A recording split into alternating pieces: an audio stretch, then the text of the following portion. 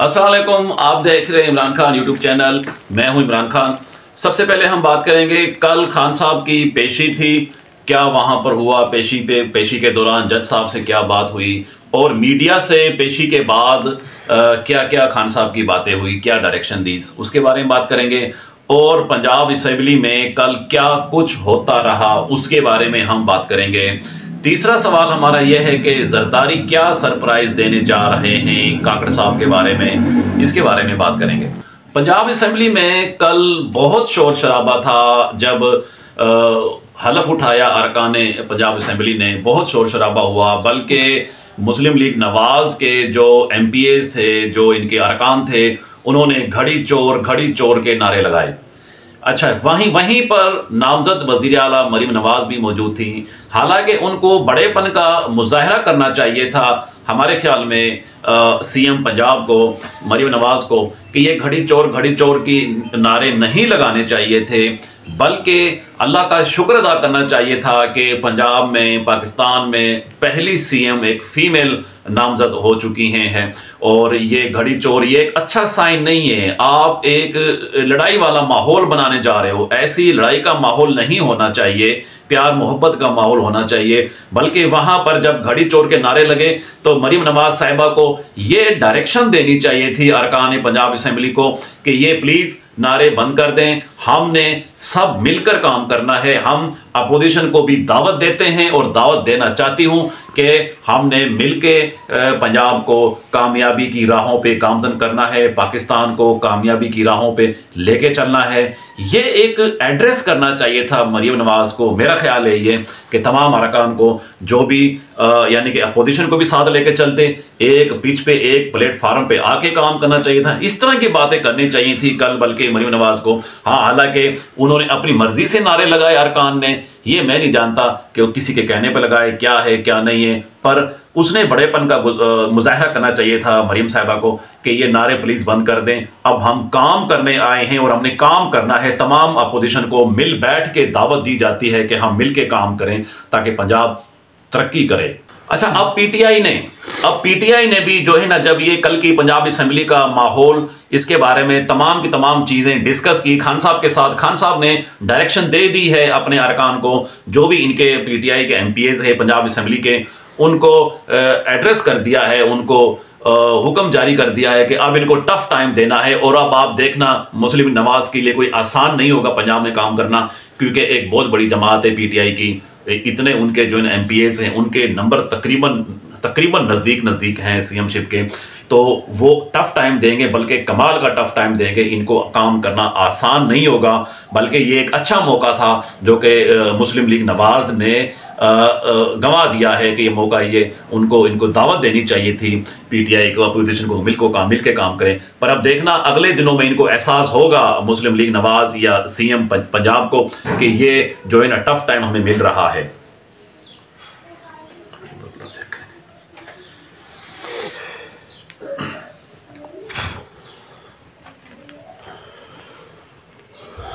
अब अगली बात पे आते हैं। खान साहब पेशी पे जब अदालत में पेश हुए तो वहां पर उसके बल्कि फर्द जुर्म आयद होनी थी कल 23 फरवरी को, पर जो वकला की टीम जो थी खान साहब की, उन्होंने जज साहब से ये दरख्वास्त की कि हमें थोड़ा सा टाइम दिया जाए, हमें इनकी फैसले की, फर्द जुर्म की नकूल जो हैं वो साफ़ सुथरी दी जाएं, हमें इनके जो सेट जो हैं वो साफ़ सुथरे दिए जाएं। हमें पढ़ने में ज़रा दुश्वारी होती है और हमारे दो जो है मुलजिम हैं खान साहब और बुशरा बीबी, हमें 2 सेट अलग अलग दिया जाए और साफ़ सुथरी राइटिंग जो कि हमें साफ नज़र आए, ताकि हम पढ़ के अगली मरतबा हमें टाइम दिया जाए।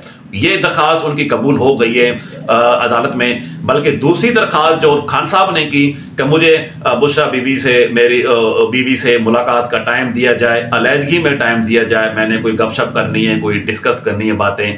ये वाली दरखास्त एडमिट हो गई, कबूल हो गई अदालत में, उनको टाइम भी दिया गया, मुलाकात भी हुई। फिर खान साहब ने वहाँ पर उनकी तबीयत का पूछा, जो हमारे ज़राए बताते हैं कि बुशरा बीवी ज़ाहिर कुछ दिन पहले फूड पॉइजन की शिकायत थी, स्टमक प्रॉब्लम की शिकायत थी, उस हवाले से उन्होंने बात की कि तबीयत कैसी है, कोई प्रॉपर ट्रीटमेंट हो रहा है नहीं हो रहा है, बाहर के खाने वगैरह बंद करने का खान साहब ने कहा बुशरा बीबी को कि घर के खाने का इंतज़ाम किया जाए। अपनी टीम को भी एड्रेस किया, हुक्म दिया कि बुशरा बीबी का जो खाने का जो एक शेड्यूल है वो घर का होना चाहिए, होटलिंग और ये बाहर के ये मेस का खाना पीना बंद कर दिया जाए। उनको फिर टाइम नहीं मिला। उसके बाद तीसरी दरखास्त जमा करवाई थी वकला की टीम जो थी खान साहब की, उन्होंने ये जमा करवाई थी कि खान साहब के दांत में दर्द है, एज फैक्टर भी है, तकरीबन 70 ईयर्स ओल्ड के नज़दीक हैं, और उन जो है ना उनके इलाज के लिए, मुआवजे के लिए बाहर की ट्रीटमेंट का जो है ना रेफ़र किया जाए।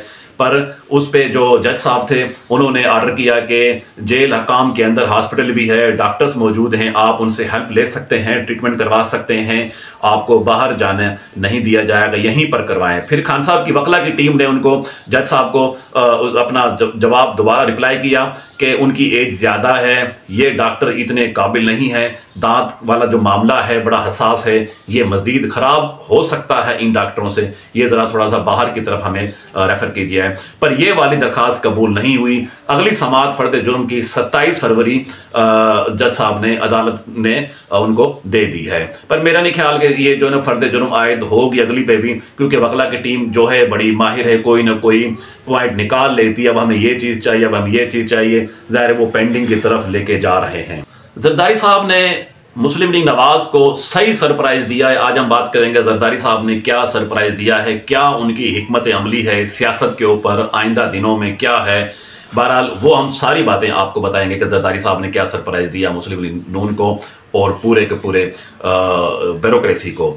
उन्होंने यूसुफ रजा गिलानी से सेनेट की जो सीट थी वो खाली करवाने का हुक्म जारी किया है। वहां से सेनेट की सीट खाली करवानी है। यूसुफ रजा गिलानी जो जिनका ताल्लुक मुल्तान से है, जो अभी ताज़ा एमएनए की सीट भी जीत चुके हैं, अच्छा वहां से खाली करवाकर अभी जो निगरान वजीर आजम है काकड़ साहब, अनवारुल हक काकड़ साहब, जिनका बलूचिस्तान से ताल्लुक है, बड़े पढ़े लिखे इंसान है, उनका जो निगरान का सेटअप चला है, जो डिवेशन चला है, बड़ा अच्छा चला है, बड़ी एफर्ट की है, बड़ी हिम्मत की है, उन्होंने अच्छे काम किए हैं, मईशत को भी एक अच्छे रास्ते पे कम अज़ कम लेके चले हैं, वापस नहीं गए, थोड़ी सी बेहतरी आई है, तंजली की तरफ नहीं गई।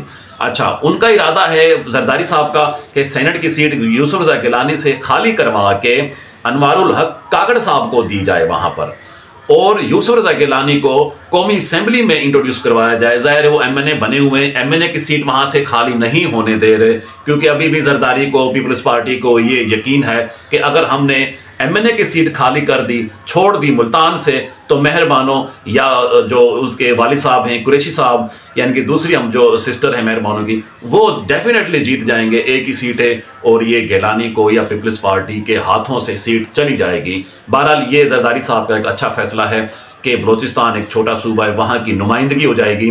सेनेट में जब काकड़ साहब को इंट्रोड्यूस करवाएंगे तो मेरा ये ख्याल है कि इनको चेयरमैन सेनेट भी बनाया जाएगा, अनवारुल हक काकड़ साहब को। जरदारी साहब का ये अच्छा फैसला है, छोटे सूबों को नुमाइंदगी हो जाएगी, और इस तरह से तमाम इस्टेब्लिशमेंट हो गई, तमाम इदारे, एक अच्छा एक सिस्टम है। ये अच्छी बात लगी जरदारी ने जो किया है कि काकड़ साहब को सेनेट चेयरमैन बनाया जाए, यूसुफ रजा गिलानी को कौमी असेंबली में इंट्रोड्यूस कराया जाए। पर इसके पीछे हम एक बड़ी कमाल की बात बताएंगे, जरदारी साहब ने क्या कमाल की यहाँ पर एक कार्ड खेला है, वो आप आपको बताएंगे अपने व्यूअर्स को।